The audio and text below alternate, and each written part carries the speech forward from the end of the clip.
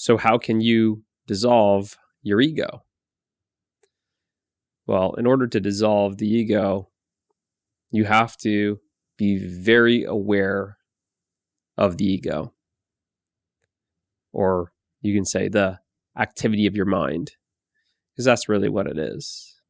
It's just a process. In truth, it doesn't exist. The ego is an illusion. But on the relative level, we can say that we have to become aware of the ego. We have to become aware of all of the activity, the process. And we can only do that by watching it through observation. And it's with the observation that we're able to essentially see the patterns arise and see how they're kind of carried out, executed, the mechanisms of this activity, the mechanisms of the process. And it's through that observation that we become more and more aware of it. And it's with that awareness that actually starts dissolving it, you can say. I've said this before, the ego is very much like holding like a fist. It appears to be there on this level, this relative level. And as we open up more and more and become fully conscious, then it's kind of like, well, where's that ego? Right? So you could say there's a lot of ego here as a fist, the fist representing the ego. And as I become more conscious, there's less and less of the fist, meaning there's less and less of the ego, right? Until, well, where is it, right? There was no ego, right? But on this level, it's there, right? So you start to basically become more and more aware of it by watching it. Talk about this in another video, so I won't add it here, but you can take a look at some of the other videos about really, you could say, developing this witness consciousness, developing the silent witness that's just there, kind of all around, watching silently in the background, that's watching it, that's just observing. And it sees these things. It sees these things. It's when we're unaware that the ego basically is just kind of running loose, running rampant, controlling life and everything, believing that it's in control of life, right? It's because we're unaware of it. So you become more aware of it by watching. Yes, of course, you can become more aware of the patterns by learning about them, how I've done in a lot of the videos, which is why I kind of go back and forth to talk about things on the relative level and the absolute level. But from the absolute level, no one can understand that. That's stuck in the ego consciousness. So that's where I kind of jump back and forth. So from the relative level, yeah, there's an ego and it's kind of running rampant, and it's running rampant because no one's watching it. It's kind of like your kids, young kids. You got young kids, and you take your eyes off of them. You're supposed to be at home watching them, right?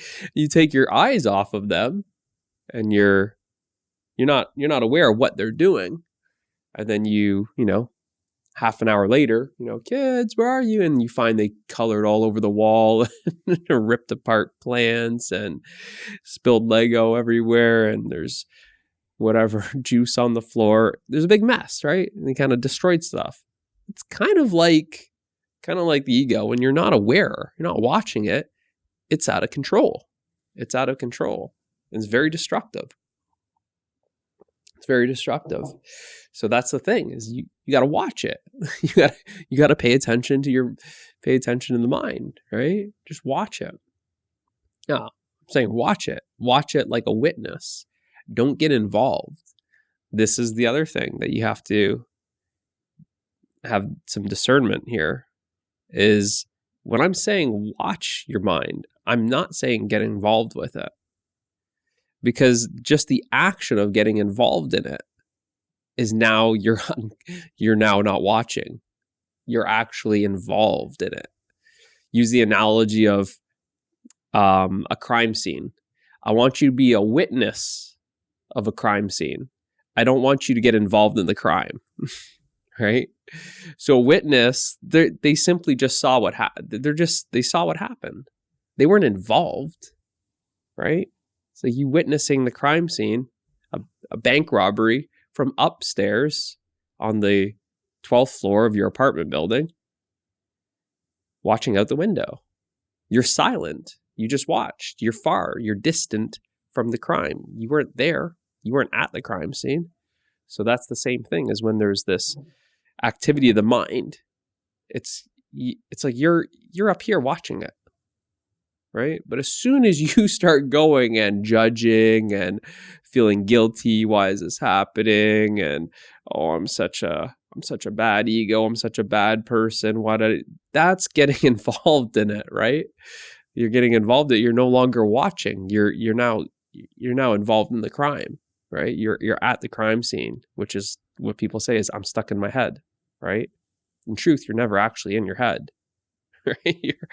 You're always this. It's this identification. It's when consciousness just kind of comes and gets so focused on the activity, and it contracts, you could say.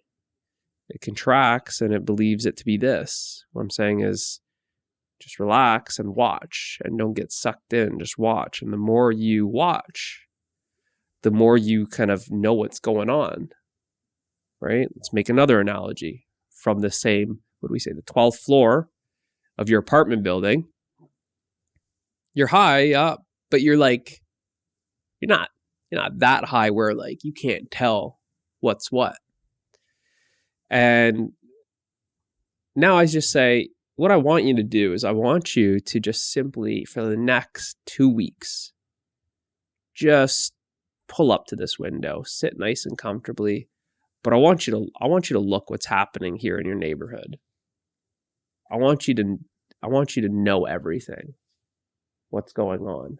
You know what's going on because you're observing what's going on, right? You're like a scientist, right? They make observations by watching what's happening. Watch the reactions.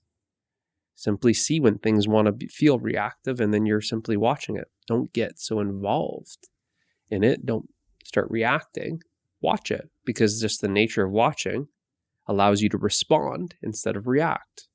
Reacting is done unconsciously. Responding is done consciously. And that's what you're doing, is you're making what is unconscious conscious. And you do that by just simply watching. And watching requires awareness. So by being more aware, you can simply watch your mind and start seeing. And it's with this observation that then you start knowing what's going on. Just like if you were to watch from a window on the 12th floor of your apartment building, you after 2 weeks, you kind of start knowing the patterns, right? You start knowing the patterns. You start seeing familiar there's that red car. This must be its route to work because I always see it around this time. You seem to know like the bus schedule, right? You seem to know the same people that are walking on the sidewalk. Oh, there's that other person that's like a morning jogger, right? School's out at this time. Whatever the case be, you start to really know what's going on because you're watching. Compared to someone who's not at the window watching for 2 weeks, they don't know any of that stuff. They're unconscious to those patterns.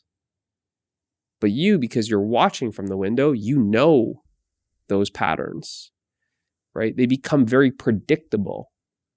In this situation, right? I always want to prove that I'm smarter than other people. Why do I do that, right? You start to see that pattern. You start to see how that's coming from a sense of pride and holding on to this positionality of being smart and authority at work, right? And then you start to see, oh, it always seems like, when I have, more than 2 beers, I kind of slip and lose it. And then I lose my temper, right? You start to see these patterns come up.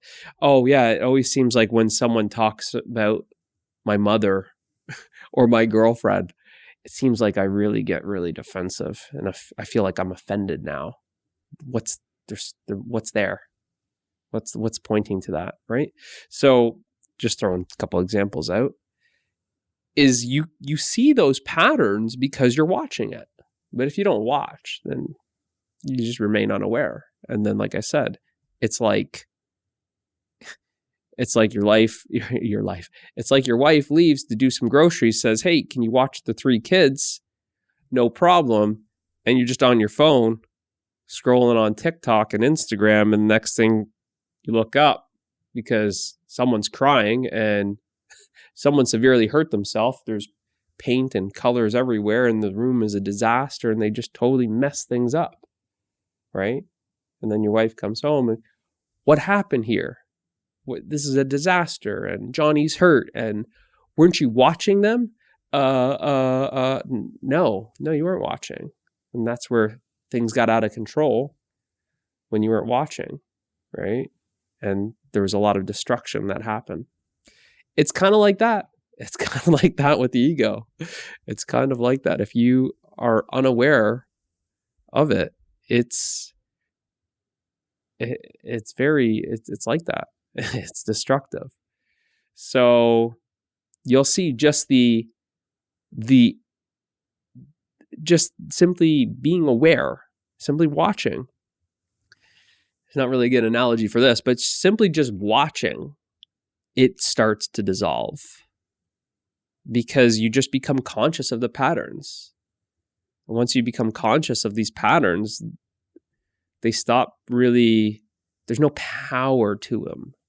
There's no power to it because you don't know about it. But now you know about it, you go, okay, well, now you can change the pattern, right? You can change the pattern because you know it, you're aware of it. You can't change anything that you are unaware of. That's why awareness it's fundamental. Awareness is fundamental to life. As general as that sounds, it is the truth, right? So you can't change anything that you're unaware of, right? And you don't even know what's going on if you're unaware of it, right? So how could you dissolve something that you're not even aware of? And you'll see it's just that constant awareness that then that ego just kind of feels like it's dissolving more and more and more, right? Because it takes power for this illusion to continue. Like I said, it's like, in truth, it's not real. It's not real. It's only real when you believe it. And we believe things because, again, we're unconscious to it. If you're watching, you don't just believe anything. If you're watching, because to believe something, there's a great level of unawareness. You just blindly believe, right? Blind, it's because you're not watching, right? When you're watching, you don't just go believing. I'm watching, right? Someone comes to you and, hey, I want you to believe that there's an elephant that's going to walk across the road here at 3:00. Do you believe me? Just believe me. There's elephants that walk at 3:00. If you're watching, I don't know. No, I'm not going to believe that. I'm watching. I know there's no elephants, right? From the 12th window, obviously.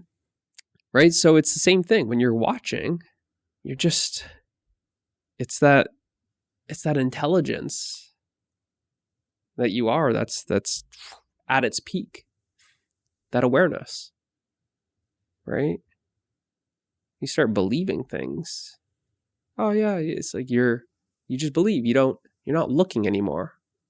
You don't investigate. You don't question. You're not observing. It's like you shut down all of that intelligence, right? By just believing, right? Whereas the opposite of that is it's seeking the truth. Seeking is like you're seeing. I want to investigate the truth. I want to look. Let me find out, what is there actually an elephant that comes on the street here at 3:00? I want to know. I'm not going to blindly believe and shut the curtains. I want to find out. I'm going to open these curtains. I'm going to put my butt here in the chair. I'm going to even show up early. I'm going to find out, is there an elephant that marches on this road at 3:00? So you're watching it. You're watching it. You become that witness, the observer, more of the scientist that's curious about these patterns. I want to find out, is this so-called ego really destructive? Is it really running my life and controlling every aspect of it subconsciously in my unawareness? Well, now I want to find out. Maybe I should start watching what happens in my mind, right? Because like I said, no one teaches you this. You don't go to school. Let me find out what happens. Let me find out about the patterns. Now it's all about installing patterns, installing programs, right? And it's those programs that are creating everything, right? So then let me actually become more aware of these programs that are unconsciously operating my life. Because one thing is clear, I didn't program myself, right? All the programs are coming from your parents, their parents, school, society, government, culture, everything, right? It's all external influence. So one thing I know is I didn't program myself. So let me become more familiar. Let me see these programs. And once I start knowing, oh, that's installed. Well, I don't like that program. See, I can see that now in my parents and my parents' parents. That seems to be some sort of generational thing that's being passed down. And I see it right here, right here in the programs folder. Let me go and uninstall that one, because that one seems destructive. Yeah, I don't really want to follow in the footsteps of an alcoholic, right? This alcoholism that's running in the family, I'm not here for that. Let me uninstall that, right? Or abuse or whatever it is. I'm just obviously naming some of these destructive patterns that are passed down, right? But you can't uninstall something that you're unaware that it's even installed. So you become very aware of what's installed, and then you can consciously uninstall it, right? So you can change the patterns. And then also just seeing these patterns, it's kind of like, back to the kids example. Obviously, I've got 3 kids, right? And it's kind of like, they they might get away with something. I'll use me as the example here. If I'm on Facebook or TikTok or Instagram or Facebook, and I'm scrolling, and I'm just lost in it, right? Like everyone, lost in it, totally oblivious to reality. And I'm getting lost in here, and I'm not seeing my 3 kids just destroy the house and hurt themselves and getting in fights and screaming, all that stuff. And I'm just kind of plugged into this virtual reality, and I'm unaware of the reality. Then, yeah, okay, yeah, someone's hurt. You guys wrecked this whole room, right? But then I say, okay, well, you got away with it this time. But now I'm putting the phone away. I'm not distracted. And now I'm watching you guys, right? Who's going to pull something now? It's like, I'm watching. So you see, it's like, that's what I mean by it just starts dissolving by itself. Because when you're watching, it's like, try it. Go ahead, try something. I'm watching. It's like they don't act up. They don't act up now that you're paying attention. It's when you're not paying attention that things start to get crazy in the house, because they see, oh, he's on his phone and he's not paying attention to us. Oh, take the permanent marker and start drawing over everything, right? But when you're actually present and you're watching, right, you're present, right? You're present, meaning that you're present and you're not absent. When you're absent, it's like you're gone. It's like, oh, house party, parents aren't here, they're gone, right? When you're so distracted like that, you might as well not even be in the house watching the kids, right? It's the same sort of thing. It's like you're gone, you're lost. The same sort of thing is when we're unconscious to these patterns. It's like you're not present, and it just takes over, and it's just running your life. But when you show up and you're present, it's the same sort of thing. It's kind of like you just sit there and you go, try it, pull something. I'm going to see it. You're going to see it. You're going to see it like as it's arising. You're going to see it. And that's when you start getting really present, really you're that presence, that witnessing is really, let's use the word strong, is really strong. It's there. You're there all the time. And like I said, is these patterns, they kind of feel like they just don't happen. You kind of almost have this memory like, yeah, I used to do that, but not anymore. It's almost like, what did you kind of do to change that? And then it might just kind of feel like, I don't know, it just kind of fell away.